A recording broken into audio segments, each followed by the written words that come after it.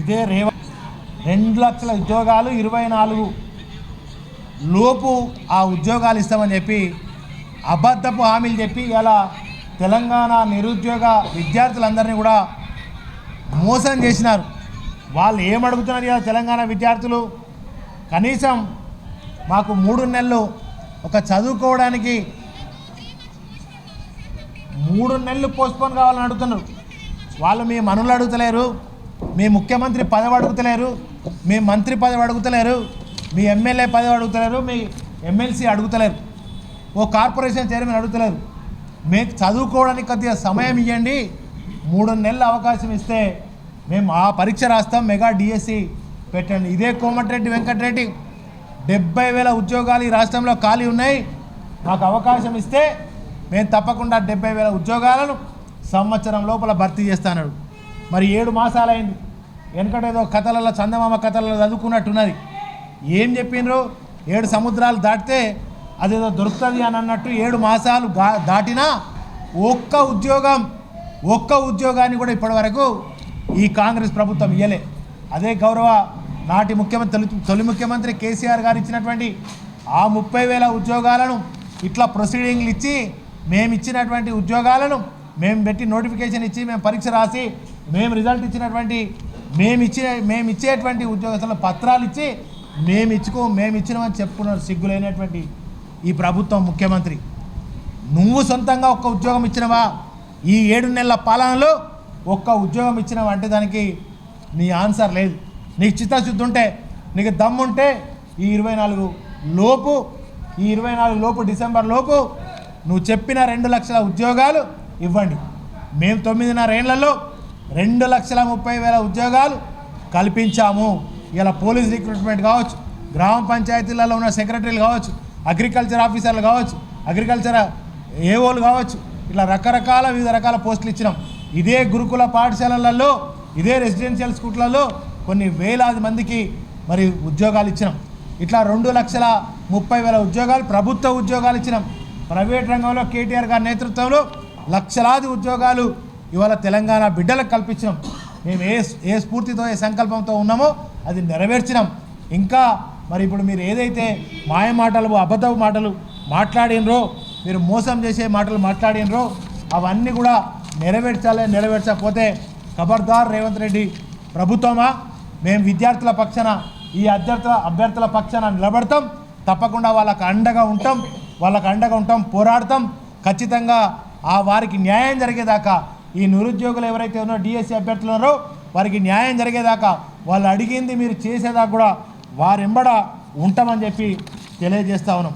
మరి అంతేకాకుండా విద్యాశాఖ రేవంత్ రెడ్డి దగ్గర పెట్టుకున్నాడు. ఓ పుస్తకాలు టైంకి ఇవ్వడు. దానికి ఒక మంత్రిని ఎవరైనా ఇస్తే అయిపోతుంది కదా, నీ దగ్గర వాళ్ళకు నువ్వు చెప్తినట్టు వాళ్ళకు ఇచ్చుకుంటే అయిపోతుంది కదా. ఓ పుస్తకాలు సరిగా ఉండే టైంకి ఇవ్వవు, ఓ కాలేజీలు సరిగా స్టార్ట్ చేయవు. పుస్తకాలు ఇస్తే అదే ఆంధ్రప్రదేశ్లో ఇదే చంద్రబాబు నాయుడు గెలిస్తే పాత ముఖ్యమంత్రి బొమ్మనే పెట్టి ఇచ్చిండు. మరి మీ గురువుగారు చేసింది కూడా నీకు చేయట్లేదు. మరి ఆయన ఇదే మెగా డిఎస్సిని ఆయన గెలిచిన తెల్లారి సంతకం ముఖ్యమంత్రిగా ప్రమాణం చేసిన వెంటనే మెగా డిఎస్సి మీద సంతకం పెట్టిండు. మరి అక్కడ మీ గురువుని చూసినా నేర్చుకో. ఇదే అక్కడ ఇస్తా అన్నటువంటి వాళ్ళు మాట ఇచ్చినటువంటి పెన్షన్ ఏదైతే ఉందో దాని మీద కూడా సంతకం పెట్టిండు. మరి నువ్వు ఇస్తా అన్న 4,000 పెన్షన్ ఏది? నువ్వు ఇస్తా అన్న తులం బంగారం ఏది? నువ్వు ఇస్తా అన్న రైతు బంధు 15,000 ఏవి? నువ్వు చేస్తా అన్నది ఒక్కటి కూడా చేయలే. ఒక బస్సు, అది తుస్సు తప్ప నువ్వు చేసింది ఏం కూడా లేదు ఈ రాష్ట్రంలో.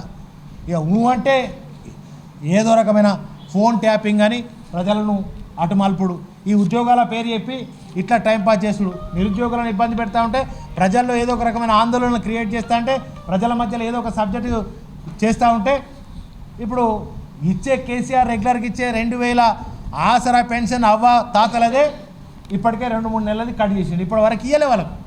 ఇక నువ్వు ఇచ్చేది 4,000 పక్క పెట్టు.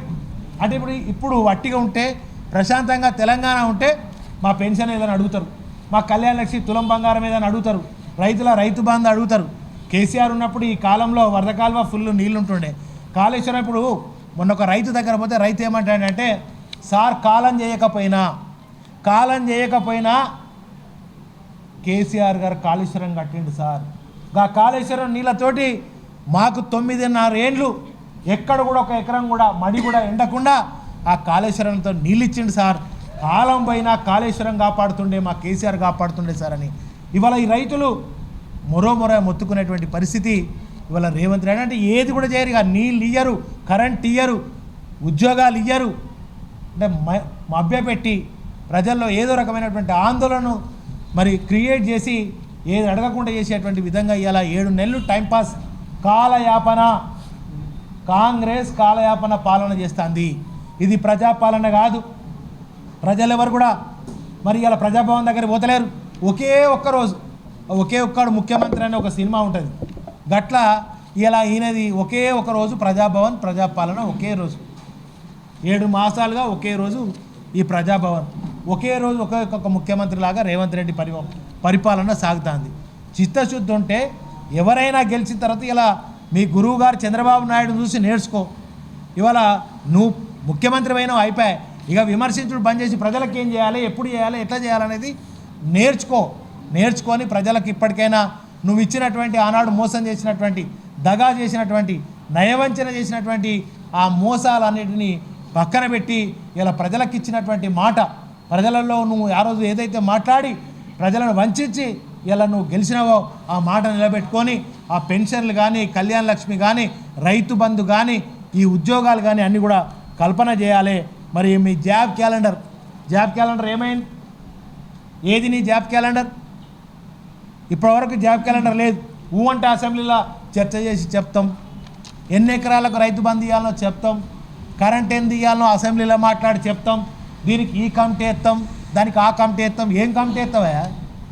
9.5 ఏళ్ళు పాలన చేసి ప్రజారంజకమైనటువంటి పాలన, దేశానికి ఒక రోల్ మోడల్, దేశానికి ఒక దిక్సూచినటువంటి పరిపాలన అందించాడు కేసీఆర్ గారు. మరి ఇవాళ నువ్వు కమిటీలు వేస్తా అని కాలయాపన చేసి కమిటీల పేరట మా అసెంబ్లీలో మాట్లాడి తీర్మానం చేసి చేస్తాని కాలయాపన తప్ప, కాంగ్రెస్ కాలయాపన పాలన తప్ప ఇది ప్రజా రంజక పాలన కాదు, ప్రజలను వంచే పాలనలాగా కాంగ్రెస్ పాలన ఉన్నది. కనుక ఇప్పటికైనా మీరు సోయికొచ్చి మరి ప్రజలను ఇలా వానలు పడతలేవు. ఇప్పటికే కాళేశ్వరం నీళ్లు ఎట్లా ఇవ్వాలి, ఎట్లా నీళ్లు నింపాలి, ఎట్లా పొలాలకు మళ్ళకు నీళ్ళు ఇవ్వాలనే ఆలోచన చేయండి. కరెంటు ఏమున్నది, గతంలో కేసీఆర్ ఎట్టించిందో అట్లా ఇస్తే అయిపోతుంది. కొత్త ముచ్చట్లు, కొత్త ఆలోచన చేసి ఇవాళ అది చేస్తూ ఉన్నారు. ఇవాళ దాదాపుగా 1000 పైగా ఆమరణ నిరాహార దీక్ష చేస్తూ ఉన్నారు విద్యార్థులు. దయచేసి విద్యార్థులారా, మీరు ఆమరణ నిరాహార దీక్షలు, మరి తల్లిదండ్రులు మిమ్మల్ని ఎంతో గొప్పగా సాదుకున్నారు.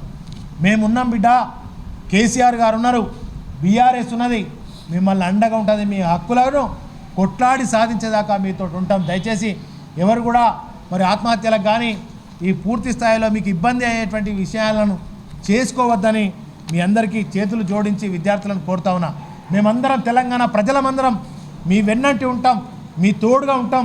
మీ హక్కులు సాధన అయ్యే వరకు, మెగా డిఎస్సి పెట్టే వరకు, ఎట్లాగూ 3 నెలలు పోస్ట్పోన్ చేయకపోతే మరి విడిచిపెట్టే సమస్య లేదు, మీకు అండగా ఉంటామని చెప్పి మరొకసారి కోరుకుంటూ, మరి తెలంగాణ బిడ్డలను అరెస్ట్ చేస్తూ ఉన్నారు. ఏం తప్పు చేసిరు వాళ్ళు, ఏం చేసిరని అరెస్టులు చేస్తూ ఉన్నారు, ఏం చేసిరని వాళ్ళను దెబ్బలు కొడుతూ ఉన్నారు. ఇవి వెంటనే మరి ఆపు చేయాలి, బిడ్డలకు అండగా ఉండాలి. మా ప్రధానమైన విద్యార్థుల డిమాండే మా డిమాండ్. మెగా డిఎస్సి పెట్టండి. మరి ఒక టెట్ సంవత్సరానికి 2 సార్లు పెట్టాలి. విద్యాశాఖ నిర్వీర్యంగా ఉన్నది, విద్యాశాఖ మంత్రి లేడు, ఆ పేపర్లు కేసీఆర్ ఉన్న బొమ్మను చింపేసిరు. అంటే పుస్తకాలు ఎప్పుడు ఇవ్వాలి, దానిలో ఏమున్నది ఏం లేదనే సోయలేని ప్రభుత్వం ఎలా నడుస్తూ ఉంది. అంటే మీ ప్రభుత్వంలో ఏం చేయాలి, ఎట్లా చేయాలనేటువంటిది కూడా వాళ్ళు ఉన్నారు. కనుక విద్యాశాఖ మంత్రి రేవంత్ రెడ్డి గారు మీ ఎవరికైనా సోదరం చేయండి. మీ దగ్గర ఉన్నటువంటి ఇంకా మున్సిపల్ శాఖలు, ఇంకా ఇతరత్ర శాఖలు ఇంకో చాలామందికి పని చేస్తే వాళ్ళు ఇంత పని చేసుకుంటారు, ఆ పని జరిగే అవకాశం ఉంటుంది. కనుక రేవంత్ రెడ్డి గారికి మా డిమాండ్ ఒకటే, బీఆర్ఎస్ పక్షాన ఖచ్చితంగా మరి మెగా డిఎస్సి పెట్టండి అన్న. 2 లక్షల ఉద్యోగాలు మరి దాదాపు 7 మాసాలు కంప్లీట్ అయితేనే ఉన్నది. ఇక ఇంకొక 5 మాసాలు అయితే అయిపోతుంది మీ యొక్క గడువు. ఆ 2 లక్షల ఉద్యోగాలతో పాటుగా ఒక టెట్కి 2 6 మాసాల గడువు ఉండాలి జనరల్గా. మరి అది కూడా మీరు నిపుణులతో ఒకసారి ఆలోచన చేసి మరి మీరు నిర్ణయాలు తీసుకోవాలి. ఎట్లా పడితే అట్లా నిర్ణయాలు తీసుకోవడం కాదు. ఇలా విద్యార్థులు చాలా ప్రమాదంలో ఉన్నారు. కరెంటు తీసేస్తారా? ఏం అన్యాయం అండి ఇది. తాగేదానికి నీళ్ళు ఇయ్యారా? మన తెలంగాణ బిడ్డలు కాదా వాళ్ళు? తెలంగాణ బిడ్డలను మీరు అంత అన్యాయానికి వాళ్ళకి తిండి లేక తిప్పలు లేక పోలీసు వాళ్ళు వాళ్ళని ఎంత నీచంగా వాళ్ళని దారుణంగా దాడి చేస్తున్నారంటే ఇది తెలంగాణనా మళ్ళీ 10 ఏళ్ల కింద తెలంగాణనా అని గుర్తొచ్చే విధంగా ఇవాళ వీళ్ళ పరిపాలన కనుక మీరు తప్పకుండా రేవంత్ రెడ్డి గారు ఆలోచన చేయండి. తప్పకుండా వాళ్ళను వెంటనే వారు చెప్పి